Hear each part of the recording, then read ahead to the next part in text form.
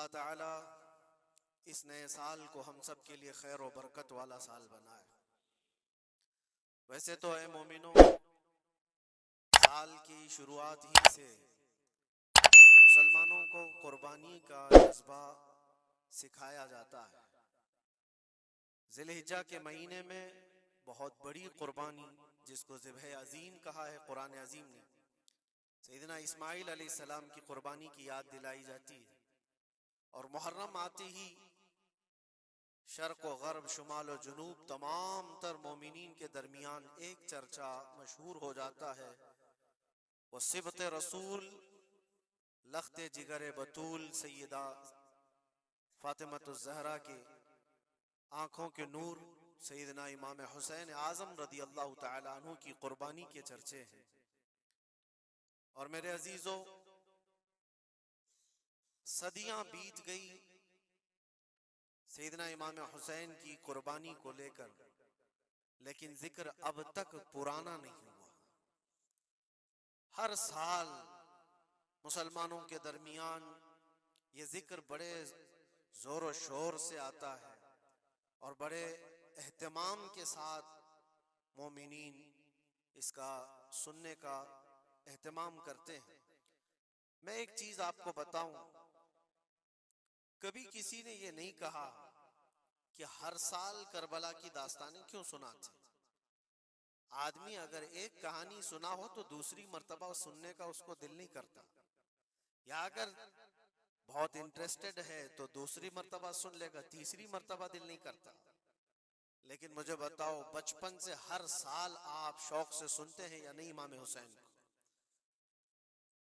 और कभी मुकर्रिर से ये नहीं कहते या सुनाने वाले से ये नहीं कहते कि हर साल यही सुनाया जा रहा है, बल्कि मैं ये कहता हूं, हम अगर हर साल करबला की दास्तानें सुनाते हैं तो चलो मान लिया कि कोई मौलवी साहब लोगों ने ये शुरू कर रखा हो, लेकिन ये करोड़ों के अवाम क्या पागल है जो हर साल सुनना चाहते हैं?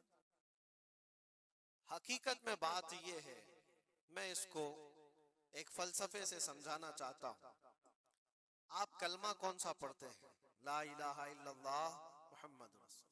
आपके बाप का कलमा भी यही था, आपके दादा का कलमा भी यही था, परदादा का भी कलमा यही था। सालों पहले भी जाएं तो सहाबा, ताबईन, औलिया का कलमा भी यही था। 14 सदियां बीत गई, हर सदी में यही कलमा। और आज भी हम इस कलमे को एक एक बार नहीं, सैकड़ों मर्तबा पढ़ते हैं, अपने बच्चों को भी यही याद दिलाते हैं। लेकिन कभी ये क्यों नहीं कहते कि ये कलमा बहुत पुराना है, इसी को क्यों पढ़ा जाता है? नया कलमा नहीं आएगा, पुराना है सबको पता है, लेकिन पढ़ने में कभी किसी को उकताहट भी नहीं आती। कलमा तैयबा जो पढ़ता है उसे अंदाजा होता होगा, शौक से उसका विर्द करता है। जहां पर भी जिक्र करके देखें आप ला इलाहा इल्लल्लाह मुहम्मदुर रसूलुल्लाह का, उकताहट नहीं आती, बेचैनी नहीं है, उसमें जिद्दत है, उसमें नयापन है। ये कलमा हर सदी का है, हर जमाने का है। तो 14 सदियों से जब कलमा पुराना नहीं हुआ तो फिर वो बात हमें याद आती, हुसैन आजम है कौन, जिसको इस शेर से समझा गया है, सर दाद न दाद दस्त दर दस्त यजीद, हक्का के बिनाए ला इला अस्त हुसैन। सर दे दिया हाथ न दिया यजीद के हाथ में, और हक तो ये है कि ला इला की जड़ का नाम हुसैन है। तो ला इला की जड़ का नाम, ला इला की बुनियाद का नाम हुसैन है। तो जिस तरह कलमा पुराना नहीं होता, इसी तरह हुसैन का तज़किरा भी कभी पुराना नहीं होता। अजीज़ान गिरामी, मुहर्रमुल हराम ये हुर्मत वाले 4 महीनों में से एक है। साल के 12 महीनों में अल्लाह ताला ने कुरान पाक में फरमाया 4 महीने हुर्मत वाले हैं, रजब और फिर ये जिलकादा, जिलहिज्जा और मुहर्रम, ये 4 महीने हुर्मत वाले हैं। इसमें जंगो जिदाल, कत्ल क़िताल सब हराम है। सिर्फ आपस की बात नहीं कर रहा मैं, किसी दूसरे के साथ भी जो जंगें होती थी उस वक्त ये सब हराम हो जाती, सब तलवारें नीचे रख लिए जाते हुर्मत वाले महीनों। लेकिन तुफ है, लानत है उस यजीदी फौज पर जिसने हुर्मत वाले महीने का भी ख्याल नहीं किया, और ना ही कुफार और मुशरिकीन से उनका मुकाबला था, बल्कि रसूलुल्लाह के घर वालों से मुकाबला था, अहले बैत अतहार से मुकाबला था। हुर्मत वाले महीनों की धज्जियां उड़ा दी गई। करबला के उस मैदान को पूरा लालाजार कर दिया, इस तरह खून रेज कर दिया गया। हर जगह अहले बैत के टुकड़े नजर आते थे। वो एक अजीम सानहा है, एक अजीम हादसा है जिसको रहती दुनिया तक भुलाया नहीं जा सकता। आज मैं थोड़ी बातें अर्ज करके आपके सामने ये बात रखूंगा। अल्लाह के नबी सल्लल्लाहु तआला अलैहि वसल्लम ने इस हुर्मत वाले महीने की फजीलत भी बयान फरमाई। और इस मुहर्रम में हजरत हफ्सा रदी अल्लाह तआला अन्हा जो हुजूर की ज़ौजा हैं, वो फरमाती हैं रसूल पाक सल्लल्लाहु तआला अलैहि वसल्लम 4 अमल जिंदगी में कभी तर्क नहीं करते थे, छोड़ते नहीं थे। वो क्या है? तो आप फरमाती हैं उनमें से एक आशूरा का रोजा हुजूर कभी नहीं छोड़ते थे। आशूरा का रोजा रसूल पाक सल्लल्लाहु तआला अलैहि वसल्लम कभी तर्क नहीं फरमाते। इसकी बड़ी फजीलत है। यह आशूरा क्या है? 10वीं मुहर्रम के दिन को आशूरा कहा जाता है। बड़ा तारीखी दिन है। और बल्कि अल्लाह के नबी सल्लल्लाहु अलैहि वसल्लम ने यह भी फरमाया कयामत भी इसी दिन को आने वाली है। 10 मुहर्रमुल हराम होगी और जुमा का दिन ही होगा, जिस दिन सूर फूंका जाएगा और पूरी दुनिया फना कर दी जाएगी और क़यामत का मंजर कायम हो जाएगा। आशूरा का दिन आता है तो ऐ मोमिनो, सब के सब अल्लाह की बारगाह में दौड़ आ जाओ, इबादत के लिए लग जाओ। और उस दिन ये याद करना चाहिए कि यही वो दिन होगा जब हमें बारगाह रब्बुल इज्जत में खड़ा किया जाएगा। अव्वलीन से लेकर आखिरीन तक जितने भी पैदा हुए इस रोए जमीन पर सबको उठाया जाएगा, हिसाब व किताब होगा। और वो 50,000 साल के बराबर का एक दिन होगा। उस दिन को याद करके आशूरा का एहतमाम करना जरूरी है। आशूरा में तो वैसी यादगारें बहुत हैं। आदम अलैहिस्सलाम के मुतालिक उनकी तौबा उसी दिन कबूल हुई। नूह अलैहिस्सलाम की कौम पर जो अजाब आया था तूफान का, वो तूफान नूह से कश्ती को जो नजात मिली नूह अलैहिस्सलाम की, वो भी आशूरा का दिन था। सैयदना यूनुस अलैहिस्सलाम को मछली के पेट से बाहर निकाला गया, वो भी आशूरा का दिन था। मूसा अलैहिस्सलाम को फिरौन से नजात दी गई, फिरौन गर्क हो गया, पानी में डुबो दिया गया, वो भी आशूरा का दिन था। बहुत सारी इस तरह की तारीखी चीजें आशूरा के दिन। लेकिन ये सारी तारीखों पर एक तारीख गालिब आ जाती है, वो रसूलुल्लाह के नवासे की कुर्बानी का दिन। इसलिए कि वो पूरी उम्मत को हिला देने वाला हादसा है।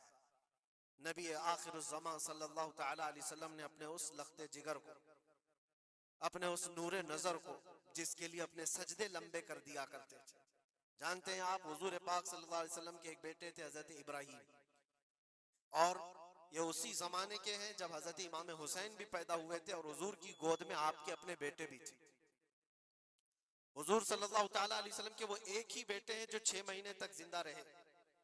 हुजूर सल्लल्लाहु अलैहि वसल्लम अपनी गोद में बिठाकर उन्हें प्यार कर रहे थे और इमाम हुसैन को भी गोद में रखे हुए थे। एक तरफ नवासा है और एक तरफ बेटा है।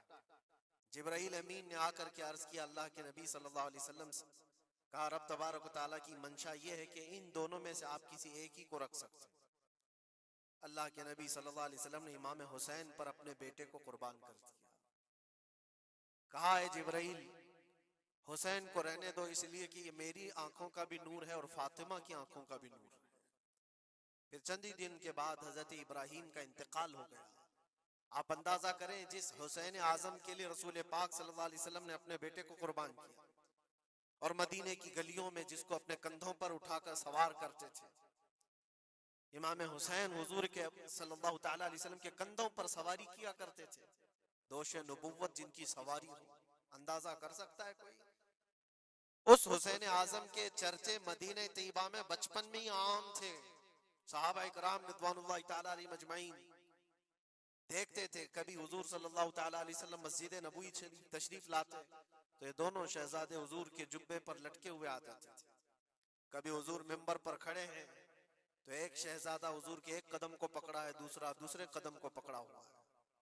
ये तो उनकी परवरिश थी जो बचपने की थी। सहाबा उनकी इस बचपने पर रश्क किया करते थे और सहाबा इकराम रिज़वानुल्लाहि ताला अलैहिम अजमईन अदब हद दर्जे का करते थे। आपको मैं बताऊं, अदब तो ऐसा था अहले बैत अथहार का। इमाम हुसैन की उम्र छोटी सी थी, इमाम हुसैन। और एक जमाना ऐसा था जब हुजूर पाक सल्लल्लाहु अलैहि वसल्लम के विसाल के बाद हजरत अबू बकर का जमाना आया, 2.5 साल आपने खिलाफत की।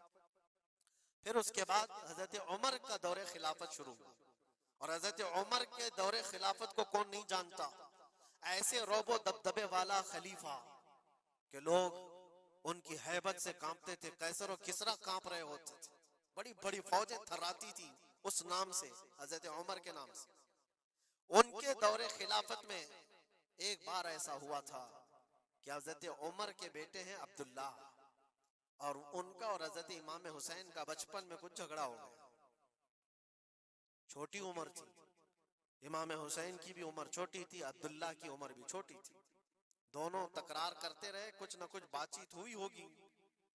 तो हजरत हुसैन ने हजरत अब्दुल्ला को गुस्से में यूं कहा, तू क्या मुझसे बहस करता है, तेरा बाप तो मेरे नाना का गुलाम था,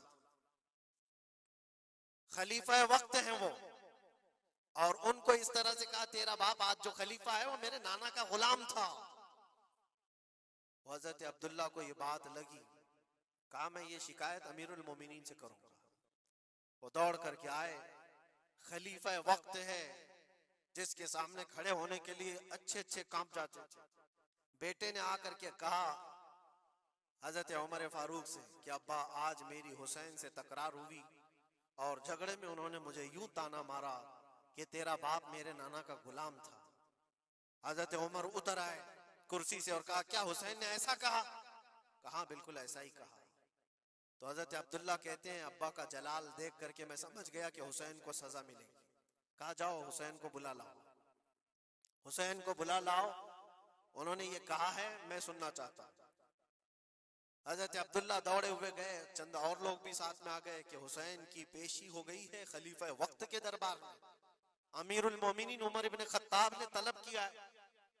हजरत हुसैन आए और वो शहजादे के अंदर जो रोबो दबदबा है, जलाल है, जमाल है, वो बचपने से कायम है। रसूलुल्लाह सल्लल्लाहु अलैहि वसल्लम का लुआब पाक जिसने पिया, खलीफा वक्त के सामने आकर खड़े हुए। हजरत उमर ने पूछा, हुसैन मेरे बेटे को क्या आपने ऐसा कहा है कि तेरा बाप मेरे नाना का गुलाम था? हजरत हुसैन ने कहा, हाँ मैंने कहा है। डर किस बात का, खौफ किस बात का, जो कहा है वो कह रहा हूं, हाँ मैंने कहा। हजरत उमर ने कहा, कैसे कहे बताओ, किस तरह से तुमने कहा था, बोल के बताओ। हजरत हुसैन ने कहा, मैंने अब्दुल्ला से ये कहा तेरा बाप मेरे नाना का गुलाम था। हजरत उमर ने कहा, और एक बार बोलो। हजरत हुसैन ने फिर कहा, अब्दुल्ला तेरा बाप मेरे नाना का गुलाम था। हजरत उमर ने कहा, और एक बार बोलो। 3 बार बोलने के बाद उनके दोनों बाजू पकड़ करके घुटने जमीन पर टेक दिया। हजरत अमीरुल मोमिनीन कहते हैं, मेरी बख्शिश के लिए तुम्हारे जुमले ही काफी हो गए। आपने जो मुझे सनद दी है ए हुसैन, बस ये जुमला कल क़यामत के दिन भी कह देना, जब मेरा हिसाब हो रहा हो तो इतना कह देना, अब्दुल्ला का बाप उमर मेरे नाना का गुलाम था। इसलिए कि रसूल करीम सल्लल्लाहु अलैहि वसल्लम ने फरमाया है, अल हसन वल हुसैन सय्यदा शबाब अहलिल जन्नह, हसन और हुसैन जन्नती जवानों के सरदार हैं। ये जिसे इजाजत दे दे वो जन्नत में चला जाएगा, जिसे ये कह दे वो कि ये मेरे नाना का गुलाम है। मुझे बताओ मेरे अजीजों, उस हुसैन आजम की बात मैं कर रहा हूँ, वक्त का बारौब खलीफा अमीरुल मोमिनीन उमर इब्न खत्ताब, जिनके सामने घुटने टेक करके बैठे और कहे ये जुमला दोबारा कहो, उनका मकाम क्या हो सकता है? हद दर्जे का अदब सहाबा इकराम के अंदर था। और एक मर्तबा ऐसा भी हुआ था, हजरत उमर मिंबर पर खड़े थे, हजरत इमाम हुसैन अपने घर से दौड़ते हुए आए। ये वो मंजर था जब उन्होंने अपने नाना को मिंबर पर खुतबा देते हुए सुना है। जमाना उन्होंने आंखें खोली हैं हुजूर की गोद में, बचपना पाया है रसूलुल्लाह के घर में, और देखा है सबसे पहले खुतबा देते हुए तो अपने नाना को देखा था। लेकिन जब रसूल करीम सल्लल्लाहु अलैहि वसल्लम की वफात हो गई तो पूरा अंधेरा सा छाया हुआ था। हजरत इमाम हुसैन, उनके मुतालिक है कि एक बार हजरत उमर मिंबर पर खड़े थे वो दौड़ते हुए आए मस्जिद में। हजरत हुसैन को ऐसा लगा कि रसूलुल्लाह खुतबा दे रहे हैं। वो यादें कहां से जाती जो रसूलुल्लाह को खुतबा देते हुए देखा था। दौड़ते हुए आए, देखा उमर फारूक खुतबा दे रहे हैं, तो चीख करके कहा कि आप मेरे नाना के मिंबर से उतर जाओ, ये मेरे बाप का मिंबर है, अपने बाप के मिंबर पर जाओ, तुम्हारे बाप के मिंबर पर जाओ। हजरत उमर उतर गए, ये नहीं कि खुतबा कायम रखा, फौरन उतर आए और शहजादे को पकड़ करके रोने लग गए। सच कहा है हुसैन, ये मिंबर तो तुम्हारे घर का ही है, ये मिंबर तुम्हारे बाप का है, तुम्हारे नाना का है, और उन्होंने ये इज्जत बख्शी है हमें कि हम इस मिंबर पर खड़े होते हैं। अगर आप इजाजत दें तो मैं खुतबा दूं, वरना मैं यहीं बैठा रहूं। ये मकाम था इमाम हुसैन का, बचपने की बात कर रहा हूं। फिर उन्होंने कहा आप खुतबा दें। हजरत उमर खुतबा देने लगे।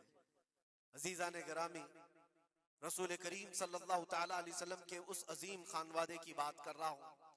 दुनिया ने इमाम हुसैन की दास्ताने करबला की बहुत सुनाई, और हम भी सुनाते रहे और सुनते भी रहे। वो तो आखिरी वक्त की कुर्बानियां हैं। जब आपकी जिंदगी पाक तमाम होने को आई, उस वक्त तो करबला में पहुंचे, लेकिन आपकी इब्तिदाई जिंदगी और आपकी जवानी, ये सब मामलात हर नौजवान के सामने होना चाहिए। अगर नौजवान आज हमारा ये कहता है कि मैं, मेरा आइडियल हुसैन है, तो उसको हुसैन की जिंदगी पढ़ना चाहिए। अगर वो पढ़ेगा तो यजीदियों की तरह जीना छोड़ देगा। जीने का तरीका यजीदियों की तरह और नारे हुसैन के हों तो ये जमीन और आसमान का फर्क है मेरे अजीजों। सैयदना इमाम हुसैन रज़ी अल्लाह ताला अन्हु के घराने की बात मैं आपको कहूं। एक बार हुजूर पाक सल्लल्लाहु ताला अलैहि वसल्लम हजरत फातिमा के घर तशरीफ लाए थे।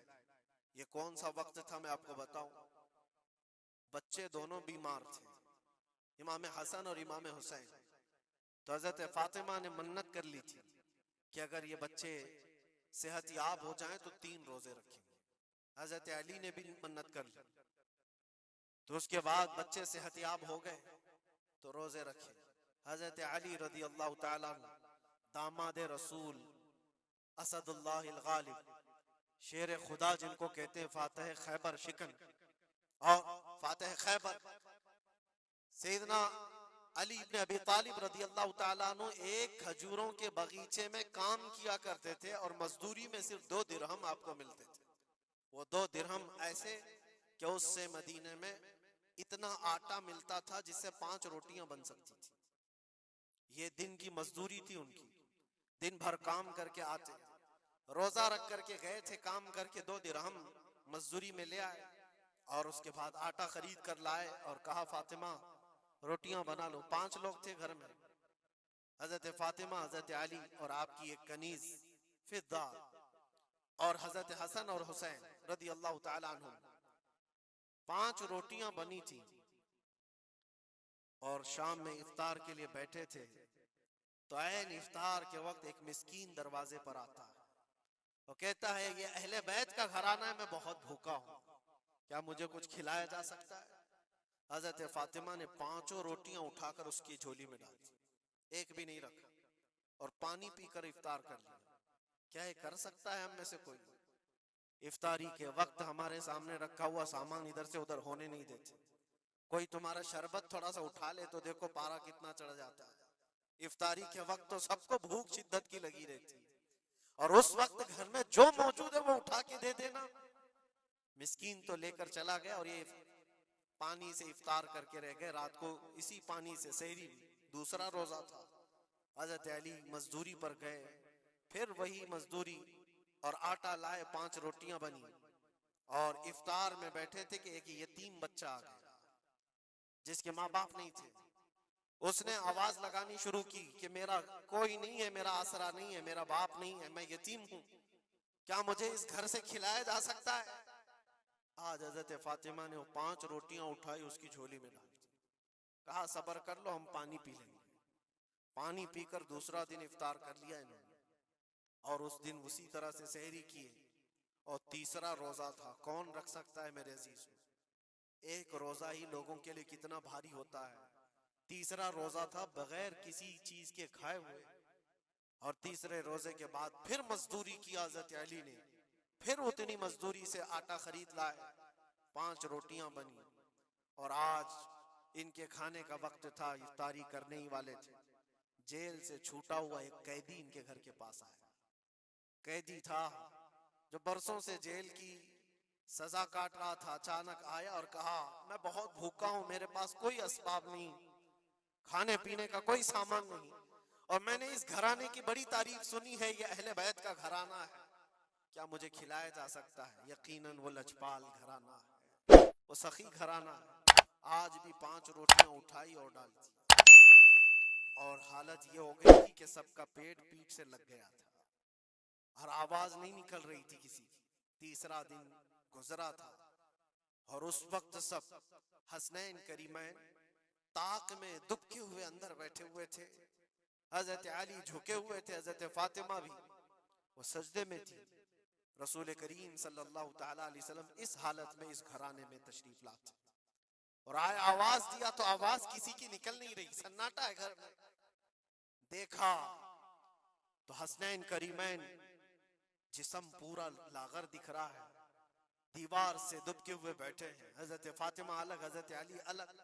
ये क्या मंजर है? ये अहले बैत वो है जो फाका करते थे लेकिन शिकायत किसी के पास करते नहीं थे। ये नहीं कि हमारे घर में कुछ नहीं है, कभी नहीं कहा। इसी तरह बैठे रहे। अल्लाह के नबी सल्लल्लाहु अलैहि वसल्लम पूछ रहे थे, तुम्हें क्या हो गया? इसी असना में उनका जवाब आने से पहले जिब्राइल अमीन आयत लेकर के आ गए। आयत लेकर के आ गए, कुरान पाक की आयत सूरह दहर में आज भी मौजूद है। अल्लाह ताला फरमाता है, वयुतइमून अत्तआम अला हुब्बिही मिस्कीनन व यतीमन व असीरा। ए रसूल पाक, ये वो घराना है जो अल्लाह की मोहब्बत में कभी मिस्कीन को खिलाता है, कभी यतीम को खिलाता है और कभी कैदियों को खिलाता है। और हुजूर को हजरत जिब्राइल ने बशारत दी, न वो मिस्कीन घर पे आया था, न यतीम घर पे आया था, न कैदी घर पे आया था, वो तो अल्लाह का फरिश्ता था जो अहले बैत का इम्तिहान ले रहा था। और ये अहले बैत का घराना इम्तिहान में मुकम्मल कामयाब है और इनके खाने के लिए अल्लाह ताला जन्नत से खाने नेमत उतार रहा है। ये वो घराना था।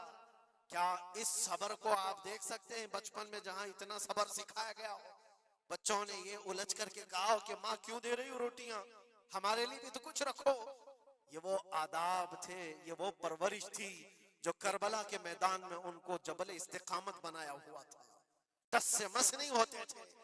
ये अचानक आई हुई परवरिश नहीं थी, अचानक मिली हुई तरबियत नहीं थी, उनकी गुट्ठी में घोल करके पिलाई गई हुई तरबियत थी। हसनैन करीमैन को ये सब्र और इस्तिकामत उनकी माँ और उनके बाप ने उस वक्त से दिया है जब अभी वो शऊर की आंखें खोल रहे थे। अजीजा ने ग्राम वकार, इस्तिकामत किसको कहते हैं? यही एक जुमला, एक लफ्ज याद कर लो, बस काफी है। आज मेरा मैसेज इतना ही है। इस्तिकामत है सिर्फ और सिर्फ जुल्म सह करके मर जाना, ये कोई कमाल की बात है। जालिम के सामने डटे रहना और हक बात का ऐलान करना, ये इस्तिकामत है। और ये सारी करामतों से बढ़ करके है। सारी करामतें, जो भी वली करामत दिखाता है वो नबूवत का पर्ता होता है, मौजज़े का पर्ता होता है। नबी मौजज़ा दिखाते हैं। मौजज़ा क्या है? ऐसा काम जो आम इंसान नहीं कर सकता। जैसे हजरत मूसा अलैहिस्सलाम ने अपने लकड़ी को जमीन पर डाला तो वो सांप बन गया, अज़दा बन गया। हजरत ईसा अलैहिस्सलाम मट्टी के परिंदे को फूंक मारते थे तो वो उड़ जाता था। ये मौजज़ा है। और वली से जो काम सादिर होता है ऐसा जो आम इंसान नहीं कर सकता, उसको क्या कहते हैं? करामत। वली से करामत साबित होती है। बहुत सारे औलिया कराम से करामतें सादिर हुई। सरकार गौसे पाक रदी अल्लाह ताला अन्हु की करामतें बहुत हैं। सरकार गरीब नवाज की करामत है। बहुत सारे औलिया कराम की बहुत सी करामतें।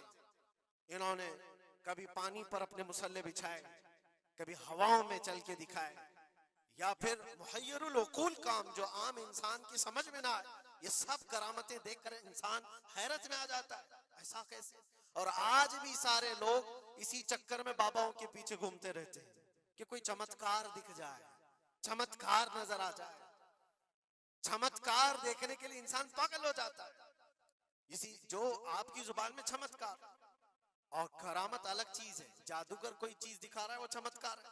करामत देख करके तुम ये समझने लगते हो इससे बड़ा कोई हो ही नहीं सकता, इससे बड़ा कोई नहीं हो सकता। अगर तुम्हारे सामने कोई बाबा हवा में उड़ के दिखा दिया तो हो गया फिर तुम्हारा, सारी चीजें उसके पीछे कुर्बान, इससे पहुंचा हुआ कोई नहीं। मैं आपको कहता हूं दुनिया की सारी करामतें एक जगह पर हक बात पर अटल हो जाना, इस्तिकामत उससे बढ़ करके।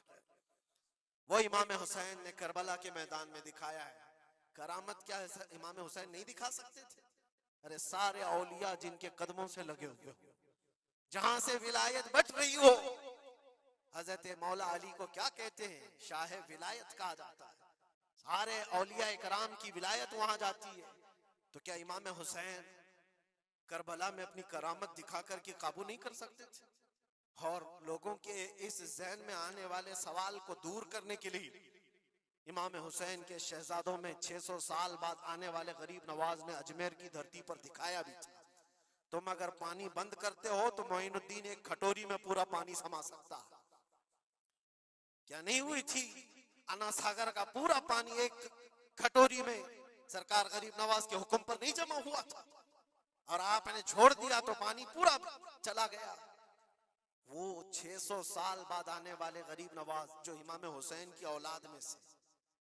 औलाद में से इतने सालों बाद आने वाली औलाद में ये पावर है, ये ताकत है, तो हुसैन के हाथों में क्या ताकत हो सकती? अरे दरियाए फुरात तो उनके कदमों से लग करके बहता अगर हुक्म देते। लेकिन इमाम हुसैन रदी अल्लाह ताला अन्हु करामत से अगर वो मामला हल कर देते तो हम जैसे निकम्मों के लिए आइडियल कौन होता? हम जैसे गरीबों के लिए आइडियल कौन होता? वो तो बड़े लोग थे, मुत्तकी थे, परहेजगार थे, रसूलुल्लाह के खानदान से थे। उन्होंने करामतों से उन मामलात को हल किया होगा। लेकिन हम जैसे लोग इस जमाने में अपने दौर के यजीदियों से लड़ने का वक्त होता तो हम कौन सी करामत दिखाते? इसीलिए इमाम हुसैन ने क़यामत तक आने वाले मुसलमानों के लिए करामत दिखा करके उस मैदान को फतह नहीं किया, इस्तिकामत दिखा करके। ये मैसेज था कि ऐ मुसलमानों, जैसी भी बड़ी ताकत तुम्हारे सामने आए डटे रहो, जमे रहो, और मरने का खौफ ना रखो।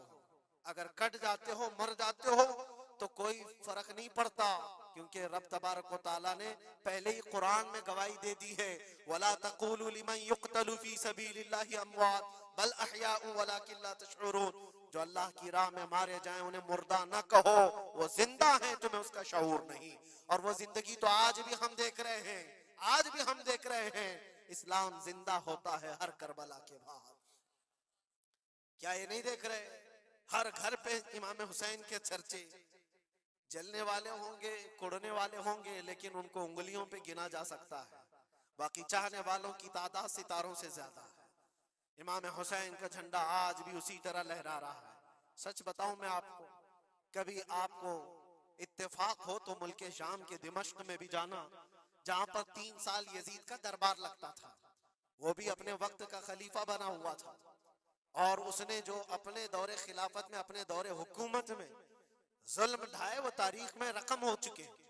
जा करके पूछना अहले शाम से, दिमश्क वालों से, कि एक दौर यहाँ तुम्हारा बादशाह रहता था, शाम का हुक्मरान यजीद, वो कहाँ है, उसकी कब्र कहाँ है? लोग तो बगलें उठा करके आपको कहेंगे कि यहाँ तो कोई ऐसी कब्र नहीं दिखती। हाँ, हमको पता है, बाज मुअर्रिखीन ने, बाज दानिश्वर जो पढ़े लिखे, वो कहते हैं जहां पर सारा कचरा एक जगह फेंका जाता है, डम किया जाता है दिमश्क का, वहां कहीं उसकी कब्र खो गई, उसमें कहीं कब्र खो गई। ये तो उसकी बात कर रहा हूं जो बादशाह था, फौज रखता था, ताज रखता था, तख्त रखता था और हुकूमत रखता था। उसका सवाल ऐसे। फिर आओ इराक की सरजमीन पर और करबला जाओ। सोचो, एक खुला चटेल मैदान था, यहाँ पर कोई आबादी नहीं थी, दूर दूर तक एक दरियाए फुरात बहती थी और बाकी कुछ नहीं था। और जाकर के आप ढूंढने लग जाओगे कि वो मैदान कहाँ है, तो तुम्हें मैदान नहीं मिलेगा, हर जगह आबादी ही आबादी। एक हसीन और जमील शहर है, और लोगों से पूछो कि यहाँ तो हमने सुना था रसूलुल्लाह के शहजादे हुसैन को काट करके टुकड़ों में बदल दिया गया था, उनके शहजादों को, और इमाम हुसैन के सर को अलग कर दिया गया, जिस्म को अलग कर दिया गया। उनके बेटों के जिस्म पर घोड़े दौड़ा दिए गए थे। सुना तो ऐसा था कि उनके सब जिस्म को इस तरह से बिखेर दिया गया था। वो कहाँ हैं? क्या मिट गए तारीख में? नहीं, आपको हाथ पकड़ कर ले जाकर ऐसे दरबार में खड़ा करेंगे जिस दरबार की ऊंचाई देखने से टोपी गिर जाती है। उस हसीन दरबार को देखते ही दिल में हैबत तारी होती है और फिर तुम बेइख्तियार ये कह दोगे, हुसैन का दरबार देखते ही तुम्हारी जुबान से ये अल्फाज निकल पड़ेंगे, शाह अस्त हुसैन, बादशाह अस्त हुसैन। वो अब भी बादशाह है, अब भी शाह है।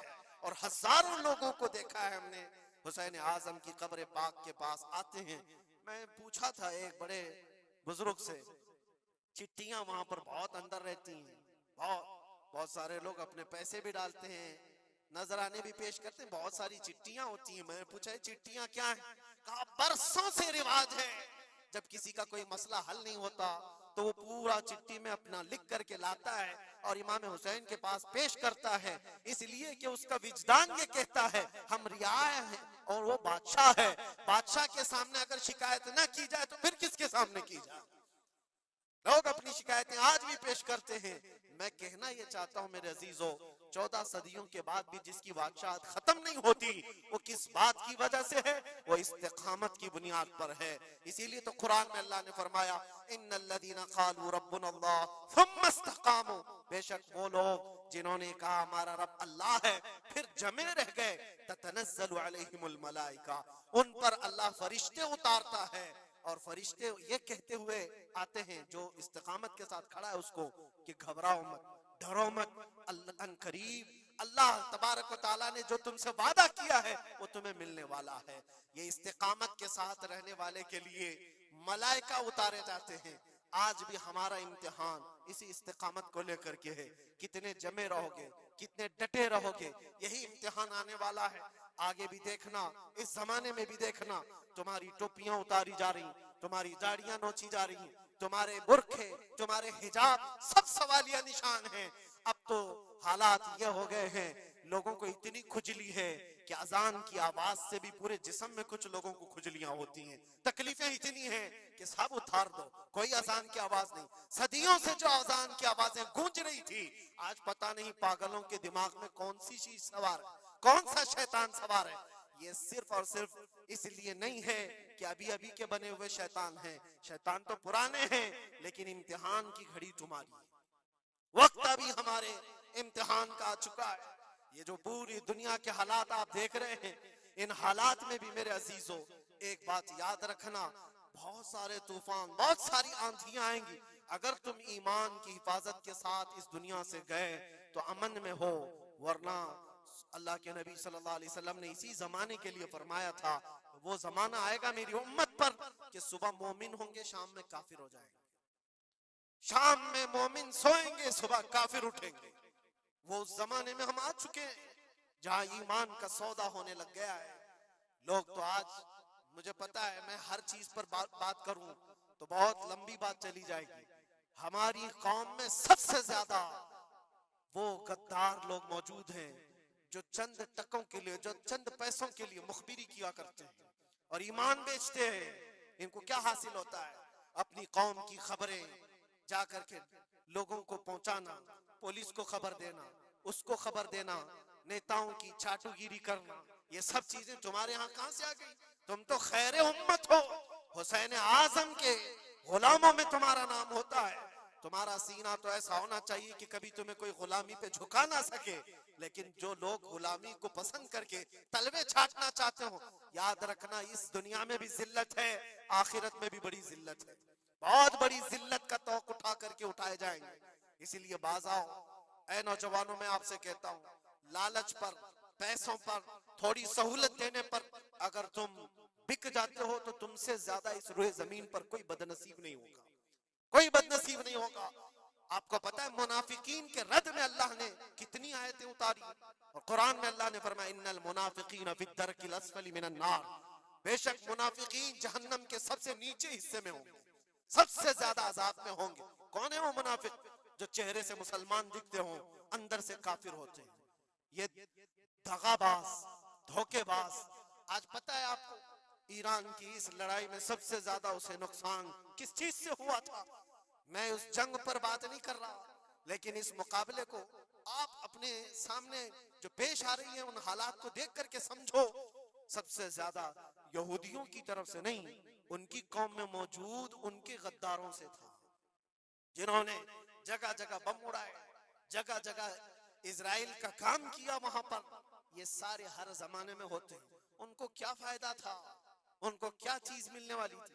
बस थोड़े से पैसे या थोड़ी सी सहूलतें या थोड़ा सा दुनिया का ऐश मिलता। ये हर जमाने में होता है। ये तुम्हारी जिंदगी में कभी ऑफर आए तो ठुकरा देना, इसलिए कि रसूलुल्लाह से गद्दारी कभी नहीं करना। हुजूर पाक सल्लल्लाहु ताला अलैहि वसल्लम को कब्र में भी तुम्हें मुंह दिखाना है और हशर में भी मुंह दिखाना है। आज तुम्हारी दुश्मनी भी अगर किसी मुसलमान से हो जाए तो उसकी खबरगिरी करना या उसकी जासूसी करके दूसरे तक पहुंचाना, ये सख्त कबीह काम है, बहुत ही बुरा फेल है। इस अल्लाह ताला की इस पर लानत है जो इस तरह के कामों में मसरूफ है। गद्दारों से बहुत बड़ा नुकसान है।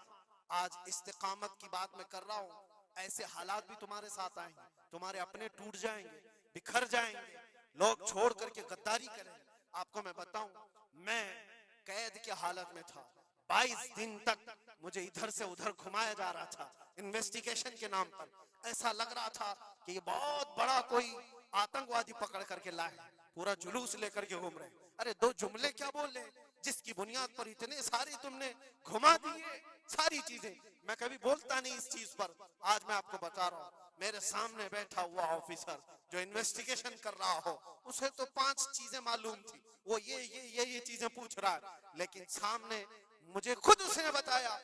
थोड़ी देर के बाद मैसेज आता है, फिर मैसेज आता है, फिर मैसेज आता है, और वो हंस रहा है और कह रहा है मुफ्ती साहब ये देखो आपके फला हजरत ने मैसेज दिया, आपकी इस तकरीर की क्लिप उनको भेजिए, ये भी पूछो उनसे, ये भी पूछो उनसे। मुझे सब पता है, मैं कभी इस चीज को इजहार में नहीं लाऊंगा, लेकिन इसका इंसाफ अल्लाह की बारगाह में होगा, अल्लाह की बारगाह में फैसला होगा। और जब रसूलुल्लाह के दरबार में हम खड़े होंगे तो देखना हम किसके साथ होंगे और तुम किसके साथ खड़े रहोगे। देखना इस बात को। एक बंदा रसूलुल्लाह की इज्जत के लिए कुफार और मुशरिकीन के नरगे में बैठा हो और तुम अपनी रोटियां सेकने के लिए उसके सामने हमारी जासूसी करते हो और उससे कहते हो किसी हालत में छोड़ना मत, किसी हालत में छोड़ना मत। और वो लोग जानते हैं और वो कहते हैं आप घबराओ मत, हम तो अपना प्रोसेस करेंगे। और ऐसे लोग हमारे पास बहुत सारे हैं जो भेजते रहते हैं, हम तो अपना काम ही करेंगे। लेकिन मेरे अजीजों, वो काम अपना कर रहे होंगे लेकिन दिल पर छुरियां चलती हैं। ये कौन से लोग हैं? किस नबी का कलमा पढ़े हुए लोग हैं? तुम्हारे लिए रसूलुल्लाह की नामूस भी कोई माने नहीं रखती, हुजूर पाक की इज्जत भी कोई माने नहीं रखती। इस चीज से आज पूरी कौम परेशान है। बड़ी बड़ी जंगें इसीलिए हारी जाती हैं जब कौम के अंदर मुनाफिकीन मौजूद होते हैं। आज इस चीज के अपने दिल को भी पाक रखो। हमने तारीख देखी है, टीपू सुल्तान यूं ही नहीं मरे थे। टीपू सुल्तान को अंग्रेजों के हाथ में देने वाला भी गद्दार मौजूद था, मुसलमान था। ये सारी गद्दारियां आज जो आई, कितने तो ऐसे हैं पहले ही से जाकर के कहते मस्जिद में ये हो रहा है, मस्जिद में ये हो रहा है। याद रखना क़यामत के दिन तुम्हारे चेहरे काले होंगे, अल्लाह की बारगाह में पकड़े जाओगे। वमन अज़लमु मिम्मन मनअ मसाजिदल्लाहि अन युज़करा फ़ीहा इस्मुहु व सआ फ़ी ख़राबिहा। अल्लाह फरमाता इससे बड़ा जालिम कौन जो अल्लाह की मस्जिदों में अल्लाह का जिक्र करने से रोकता है? इससे बड़ा जालिम कौन है? और वो सब जालिम आज देखने को आ रहे हैं।